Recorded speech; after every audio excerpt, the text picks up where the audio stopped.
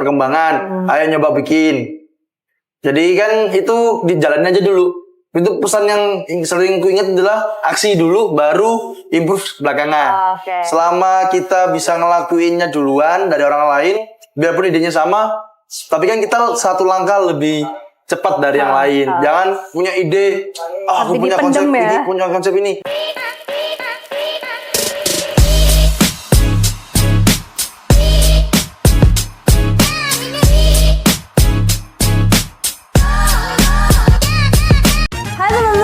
Datang di Star Show sama aku Devina yang bakal temenin teman-teman beberapa waktu ke depan yang bakal membahas tentang topik-topik menarik mengenai seputar bisnis nih. Ngomong-ngomong soal bisnis, pasti banyak banget cabang atau sektor bisnis yang teman-teman ketahuin kan. Tapi kali ini kita bakal bahas mengenai F&B, tentunya dengan narasumber yang muda dan menarik nih di sebelah kita, yaitu Mas Fajar. Hai Mas Fajar. Halo semua, terima kasih sudah mampir. Oke, kita bakal kenalan dulu nih sama narasumber yang bakal kita ajak ngomong, berbincang panjang nanti. Yaitu siapa sih Mas Fajar ini? Mungkin banyak dari teman-teman yang masih kurang mengenal Mas Fajar ini siapa. Coba Mas Fajar kenalin diri dulu ke teman-teman. Perkenalkan, nama saya Fajar Mukti. Umur sekarang 24. Saya berasal dari, lahir di Kalimantan tapi besar di Jawa. Masuk Jawa mulai 2012. Kuliah semester akhir di Muhammadiyah Malang. Sekarang juga lagi running bisnis. Bisnis utamanya adalah kopi ini. Dan ada beberapa bisnis lain juga tapi. Wah, ini ya pengusaha sukses muda ya. Amin. Yang kayak pasti banyak anak-anak yang bakal terinspirasi nih dengan pembahasan kita kali ini. Amin, semoga. Amin. Ini nih di daerah mana Mas? Kalau teman-teman bisa tahu nih, mau tahu nih di mana sih kopi ini? Ini posisinya di pertigaan Pandean. Kalau secara umumnya pertigaan Sulfat besar. Di seberangnya ada AC Hardware. Oh, ada ruko kecil terang ya, itu kedaiku. Menyala ya. Ini ya kedainya. Mas Fajar sendiri bangun kedai ini, merintis bisnisnya itu dari kapan dan kenapa sih pilih kedai ini gitu? Kalau memulai itu dapat tempat itu Maret, renov dan lain-lainnya, buka pada lupa tanggal berapa ya, pokoknya bulan Mei tahun 2023, tahun kemarin. Tapi bulan depan Hanif setahun. Waduh, setahun ya? Setahun, ntar lagi lah. Anak muda setahun merintis bisnis yang kayak ramai terus ya. Amin. Gimana sih? Seperti yang kita tahu juga Mas Fajar ini kan semester akhir nih. Semester akhir. Gimana cara ngebagi waktunya tuh? Pasti teman-teman juga banyak yang mau bangun bisnis tapi bingung gimana sih cara bagi waktunya, tetap masih mau main, tetap mau kuliah, tapi juga mau bangun bisnis tuh gimana sih cara bagi waktunya? Kalau aku sendiri karena udah semester akhir ya, jadi aku memprioritaskan mana yang lebih penting dulu. Misalkan waktunya bimbingan, ya bimbingan. Kalau misalkan emang nggak ada bimbingan, aku fokusin untuk usaha kedai atau enggak buat main lah, buat nongkrong, buat healing dan lain-lain lah. Healing ya, anak muda banget itu, nggak bisa walaupun kerja padat, kita harus tetap healing. Teman-teman. Ini life work balance nih kalau kata anak-anak sekarang. Betul. Terus ini seru banget ya pembahasan di awal segmen ini. Cuman kayaknya kita bakal jeda dulu karena kita akan istirahat dulu sebentar, ngopi-ngopi cantik nih minuman-minuman ini yang ada di kopi kedai ini. Jadi kita lanjut setelah break. Setelah ini, bye-bye guys.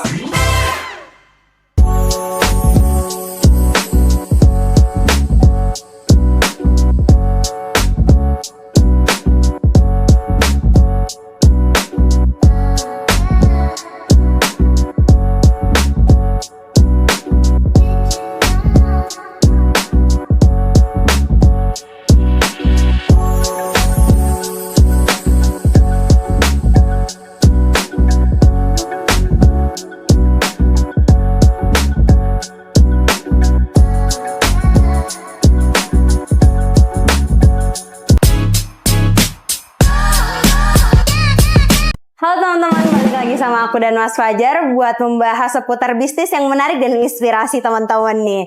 Oke, balik lagi ke topik awal mula perjalanan Mas Fajar sampai akhirnya bisa bertahan nih setahun? Pasti kan banyak struggle. Nah, tuh orang buka bisnis kan nggak enak-enaknya doang gitu. Jadi apa sih yang bisa buat Mas Fajar itu bertahan sampai sekarang dan awal mulanya gimana tuh? Kalau cerita dari awal berarti ya? Iya. Dari awal dulu tahun 2022, aku sempat kerja jadi barista kurang lebih setahun, mulai awal 2022 sampai Desember. Itu sambil kuliah, sambil bekerja lah, sambil belajar. Soalnya dulu udah pernah punya cita-cita untuk buat buka kafe. Terus habis itu nggak boleh sama orang tua karena fokus kuliah dulu. COVID aku kerja setahun 2022. Terus selesai, aku nggak lanjut kerja. Soalnya belum ada panggilan lagi, belum ada daya tariknya juga aku kerja lagi apa enggak gitu. Males masih setelah kerja setahun pingin senang-senang dulu lah, pingin jalan-jalan main-main. Tapi itu durasinya cuman 2 bulan. Bulan Desember 2022 sampai Januari. Tapi tetap aku ibaratnya pop up. Aku ke rumah teman-teman, bawa alat, bawa apa. Jadi ngopinya pindah-pindah. Panggilan. Tapi bayarnya sekelasnya. Sambil belajar juga manage storage, keuangan, bahan-bahan, gimana ngolahnya. Terus sampai pada saat itu, jadi juga jasa orang tua ya. Orang tua ngelihat ada perkembangan dan aku juga pada saat itu sering nggak ngapa-ngapain lah di rumah. Kuliah males, kerja nggak ngapain, cuma main-main doang. Akhirnya sama orang tua diajak untuk coba, ayo buka kafe.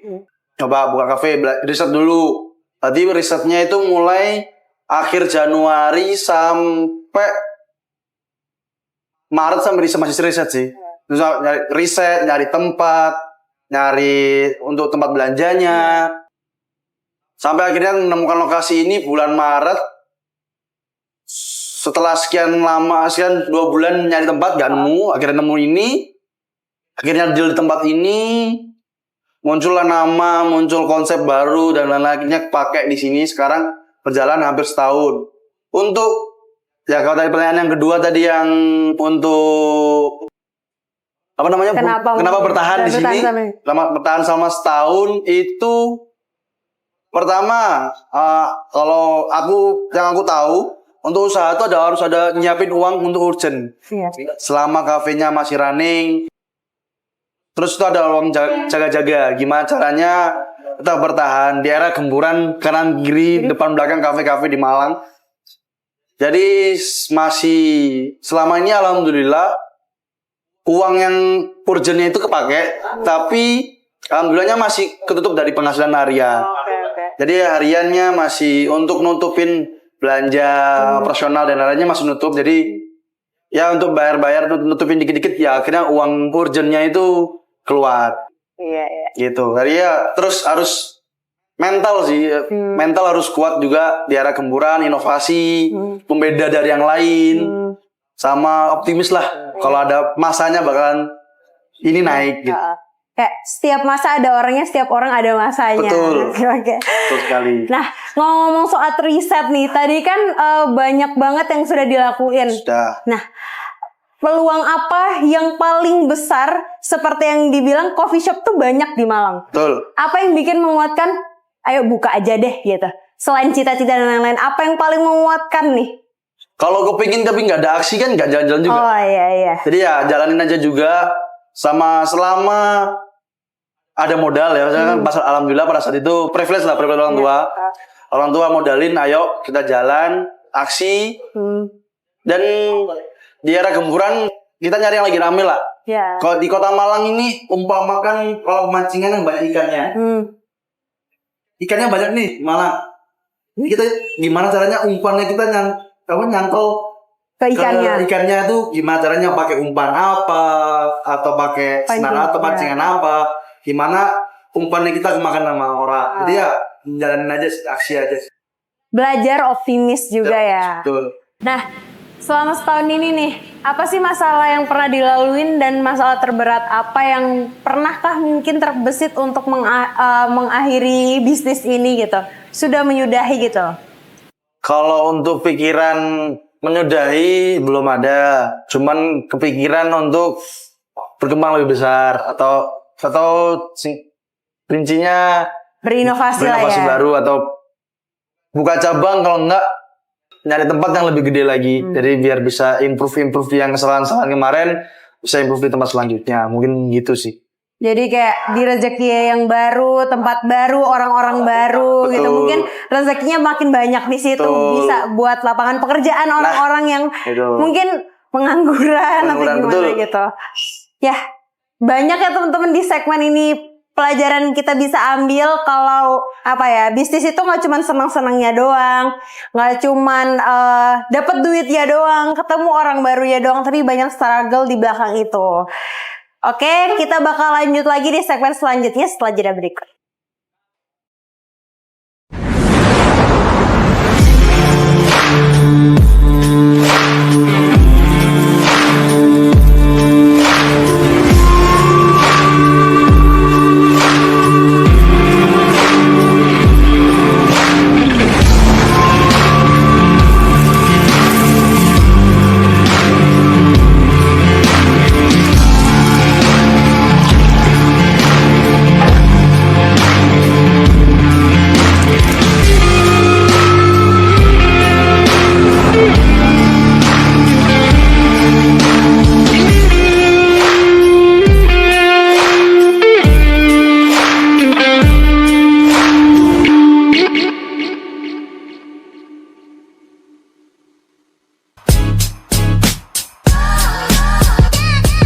Halo teman-teman, balik lagi sama aku dan narasumber kece kita, Mas Fajar.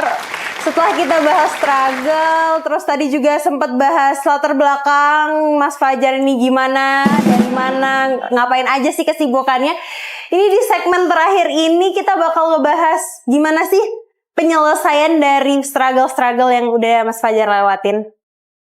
Kalau penyelesaian struggle, ya alhamdulillah aku dapat kesempatan karyawan atau kruku nya sangat support dalam menyelesaikan masalah apapun, masalah yang ada. Para partner-partnerku juga pada support kayak masalahnya apa? Oh ini desainnya juga harus desain bareng-bareng, pada bareng-bareng lah, usul sana usul sini, belajar sana sini, akhirnya struggle-nya itu terpecahkan dengan seiring jalannya waktu. Jadi nggak secara langsung masalahnya itu selesai dengan sendirinya tanpa benar-benar harus dipikirin matang. Jadi dapat orang-orang di sekitar yang sportif. Betul. Ya, dapat teman-teman kru yang juga sangat punya inovasi-inovasi yang bagus gitu. Jadi Mas Fajar terbantu lah ya. Ya, jadi nggak mikir sendiri lah jadinya. Iya, jadi nggak beban di pikiran Mas Fajar sendiri kan, apalagi banyak yang dipikirin ya. Cuman kedai aja gitu. Kuliah dan lain-lainnya lah. Terus selanjutnya mungkin tips and trick buat teman-teman nih. Kayak sebagai anak kuliahan, terus yang masih muda juga, banyak ya kayak yang Mas Fajar bilang ada privilege juga kan. Betul. Yang didapetin. Salah nggak sih dapat privilege itu juga menurut Mas Fajar? Menurutku privilege itu nggak bisa disalahkan. Dan semua orang yang bilang, menurutku ya, maaf kalau ilmuku kurang juga, menurutku kalau orang bilang usaha dari nol, menurutku enggak lah. Semua pasti punya privilege-nya masing-masing. Belum nggak tentu juga privilege dari orang tua, mungkin privilege circle-nya. Itu juga kan privilege semua. Jadi nggak bisa dikatakan usaha dari nol. Pasti ada usul sana sini jadinya berjalan lah, maksudnya gitu. Jadi nggak ada prosentase yang benar-benar nol. Mungkin prosentasenya ada yang dari 5%, 10%. Kalau mungkin orang lain ada yang lebih besar dari itu kan juga bukan sebuah kesalahan ya. Betul. Terus motivasi nih buat teman-teman yang mau membangun usaha di usia muda dan mungkin masih terhalang, kayak ragu deh kayaknya nanti akan gagal atau mungkin gak akan ada pembelinya, karena kan F&B ini banyak gitu loh, orang-orang yang jadi pesaingnya gitu. Motivasi dari kalau aku, selama kita optimis, punya konsep yang matang, punya ide yang bagus, biarpun idenya juga mirip sama orang-orang, jalanin aja dulu. Selagi ada kesempatan jalanin, selagi ada kesempatan itu dilakukan yang bisa kita lakukan. Contohnya misalkan, diriku sendiri dah. kemarin kerja, terus habis itu orang tua ngelihat kayaknya anak ini punya perkembangan, ayo nyoba bikin. Jadi kan itu dijalanin aja dulu. Itu pesan yang sering ku ingat adalah aksi dulu, baru improve belakangan. Oke. Selama kita bisa ngelakuinnya duluan dari orang lain, biarpun idenya sama, tapi kan kita satu langkah lebih cepat dari yang lain. Jangan punya ide, aku Tapi punya konsep dipendem ini, ya. punya konsep ini, Ya. tapi nggak jalan-jalanin sama jenter. Ideku dipakai orang ini kan nggak bisa. Padahal nggak ada ya. Kepala orang kan Beda-beda. iya. Dan Bisa aja ini- mirip tapi nggak serupa gitu ya. Betul, jadi ya jalanin aja dulu selama ada kesempatannya itu dipakai, jangan ragu-ragu lah selama memang bisa dilakuin.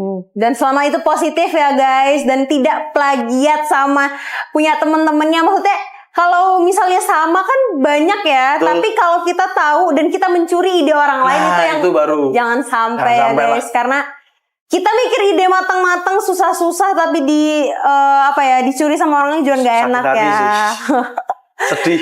Iya, nggak enak guys. Kalau apalagi itu kita udah mikir berbulan-bulan, bertahun-tahun, tiba-tiba tahu nih temennya terus diambil gitu Nah, kan. itu juga kan kesalahannya diri sendiri. Kenapa nggak Iya. mulai duluan? Nah, itu juga jangan ragu lah guys. Nah, kalau misalkan alasannya nggak punya modal, sekarang investor banyak yang mau usaha tapi cuman modal uang banyak. Jadi kita pinter-pinteran kita lah nyari celahnya di mana.